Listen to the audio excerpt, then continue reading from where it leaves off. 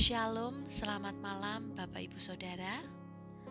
Malam hari ini firman Tuhan saya beri judul Kunci Hidup Berkemenangan. Dalam Mazmur pasal 20 ayat 7, firman Tuhan berkata, "Sekarang aku tahu bahwa Tuhan memberi kemenangan kepada orang yang diurapinya dan menjawabnya dari sorganya yang kudus dengan kemenangan yang gilang gemilang oleh tangan kanannya."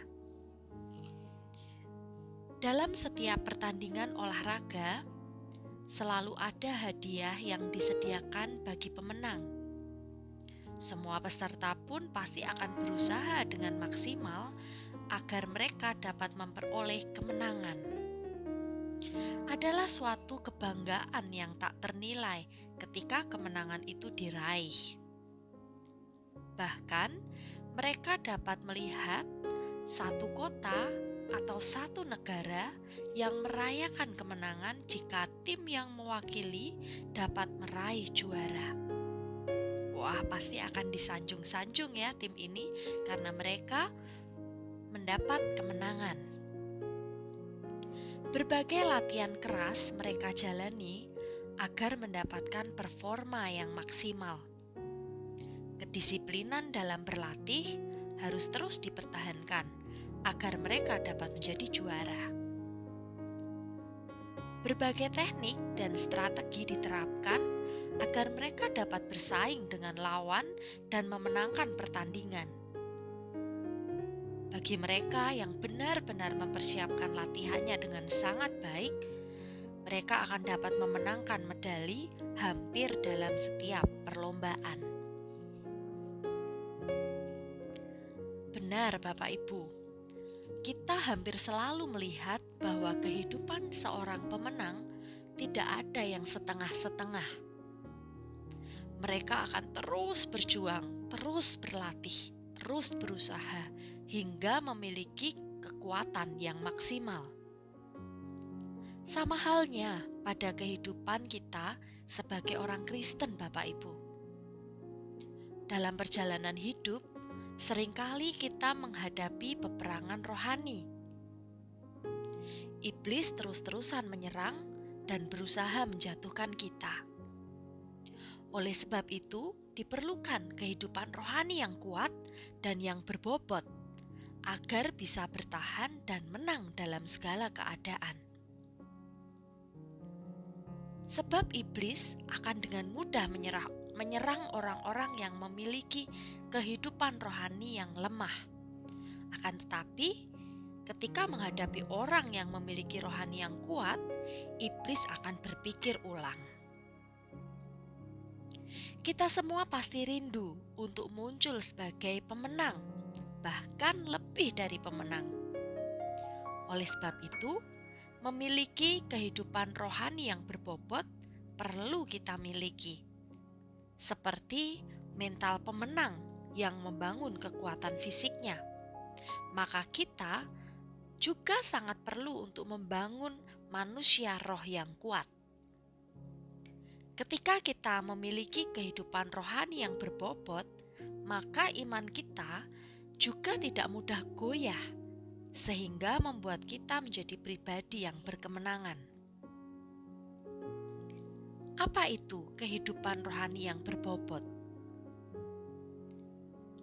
Dan kenapa sangat penting membangun kehidupan rohani yang kuat dan berbobot?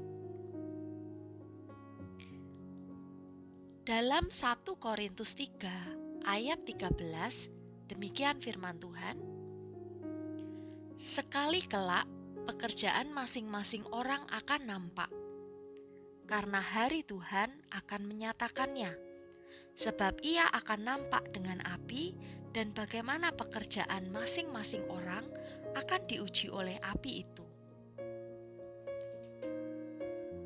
Jabatan, kekayaan, bahkan status sosial belum tentu menjamin seseorang memiliki kehidupan rohani yang berbobot. Dalam ayat 1 Korintus 3 ayat 13 berkata bahwa satu saat nanti pekerjaan kita diuji oleh Tuhan ya. apakah Tuhan mendapati apa yang kita kerjakan ini menjadi sesuatu yang baik, dan apakah kita adalah seorang hamba yang setia. Ini hal yang pertama yang perlu kita miliki supaya rohani kita berbobot adalah memiliki tujuan hidup. Supaya kita memiliki kehidupan rohani yang berbobot, yang pertama adalah memiliki tujuan hidup. Jadi kita perlu mencari apa tujuan ilahi dalam hidup kita. Dan ketika kita menemukan apa yang menjadi tujuan dalam hidup kita, seperti apa yang Tuhan inginkan, kejar itu dengan kehausan dan kelaparan. Kerjakan dengan sungguh-sungguh, karena kita akan memiliki rohani yang berbobot dan kita akan menghasilkan buah-buah yang lebat. Sehingga satu saat nanti Tuhan akan berkata, "Baik sekali hai hambaku, yang baik dan setia, masuklah dalam kebahagiaan Tuhanmu." Tuhan sendiri menyanjung bahwa kita adalah hamba yang baik dan setia, karena kita melakukan apa yang Ia inginkan. Kita melakukan segala sesuatu seperti untuk Tuhan dan bukan untuk manusia. Melakukan untuk kepentingan Tuhan dan kerajaan-Nya itu menjadi sesuatu yang penting yang kita kerjakan.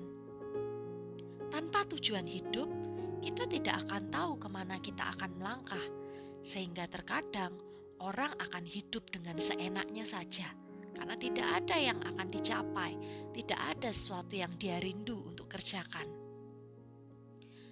Yang kedua, supaya kita memiliki kehidupan rohani yang berbobot adalah latihan rohani. Dalam 1 Timotius 4 ayat 8 demikian firman Tuhan, "Latihan badani terbatas gunanya, tetapi ibadah itu berguna dalam segala hal karena mengandung janji baik untuk hidup ini maupun untuk hidup yang akan datang." Latihan badan itu terbatas, Bapak Ibu, tetapi ibadah justru berguna dalam segala hal karena mengandung janji baik untuk hidup sekarang ini maupun untuk hidup yang akan datang.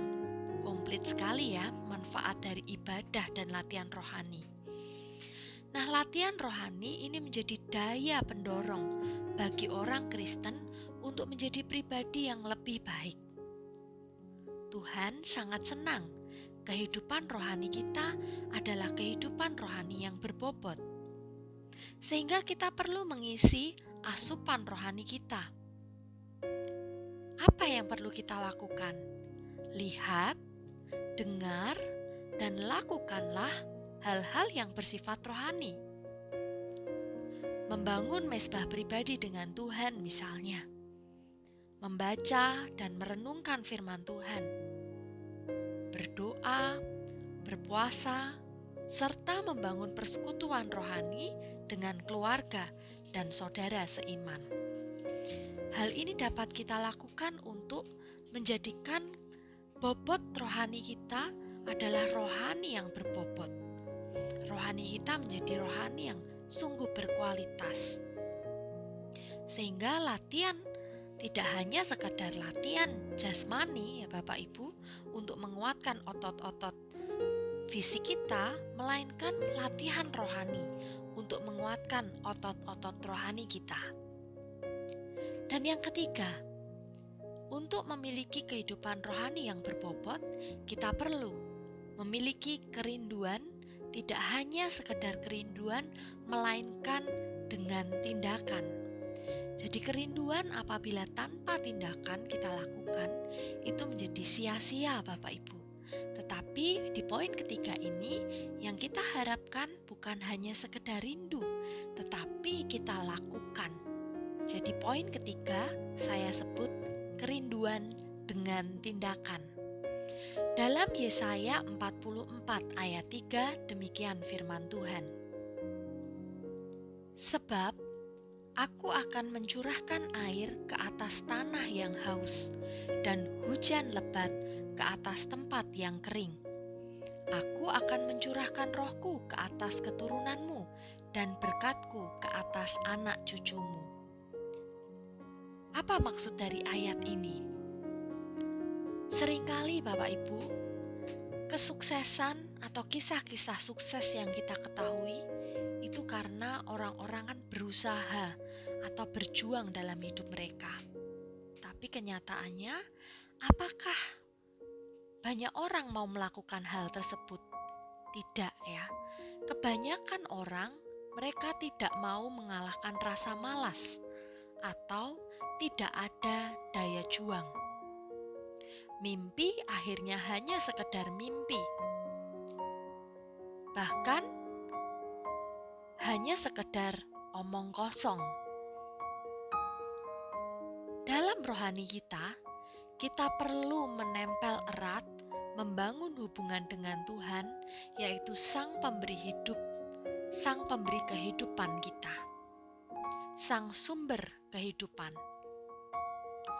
Daud contohnya Bapak Ibu, dari sejak mudanya dia punya kerinduan yang sangat besar akan hadirat Tuhan.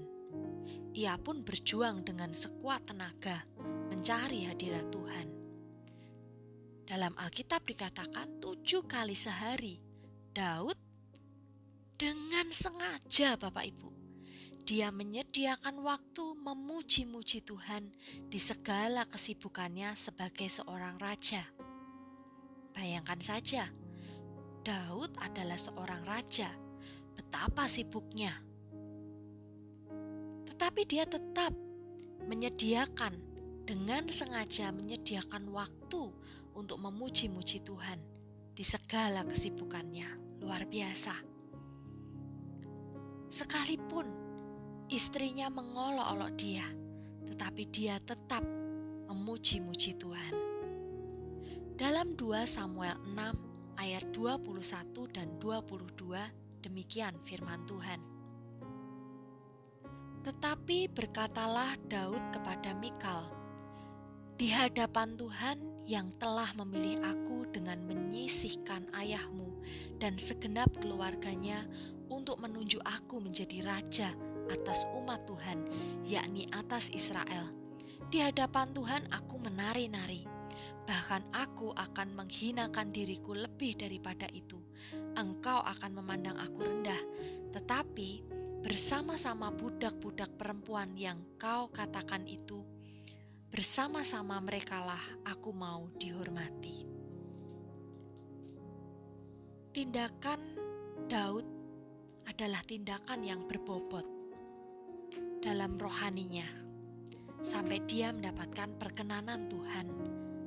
Bahkan dikatakan sampai anak cucu. Luar biasa bukan? Sampai anak cucunya Tuhan berkenan. Tindakan atau perjuangan Daud luar biasa dalam mengalahkan kedagingan. Dia membuang segala hal yang merintangi untuk kehidupan rohani yang berbobot, untuk hadirat Tuhan yang dia rindukan. Dia mau mengesampingkan apa yang menjadi kedagingan, apa yang menjadi penghalang, hambatan dalam hidupnya. Mari kita Bapak Ibu, di poin ketiga ini kita memiliki kerinduan, bukan hanya kerinduan sebatas kerinduan, tetapi kita lakukan dengan tindakan atau dengan aksi. Kiranya kisah Daud ini memberkati kita, supaya kita bisa mengalahkan kedagingan, tantangan, rintangan dalam hidup kita sendiri. Untuk apa?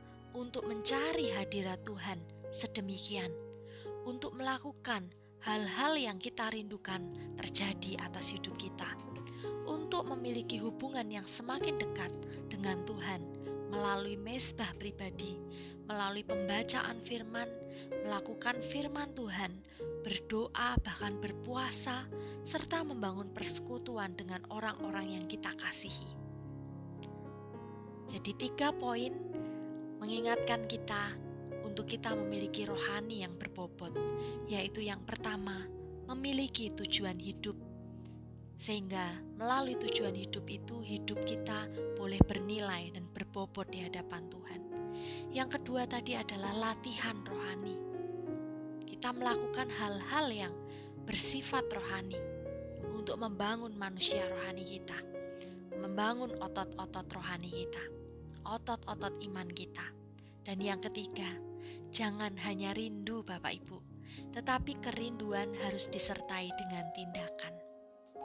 Ketika kita memiliki rohani yang berbobot, disitulah kita menjadi orang-orang yang lebih dari pemenang. Karena persoalan, permasalahan, hal-hal yang kita menjadi tantangan bagi kita atau membuat menjadi kita berpersoalan, apapun persoalannya, ketika iman kita, rohani kita menjadi rohani yang berbobot, kita akan hidup dalam kemenangan demi kemenangan. Terima kasih Bapak Ibu, semoga renungan malam hari ini memberkati kita semua. Tuhan Yesus memberkati.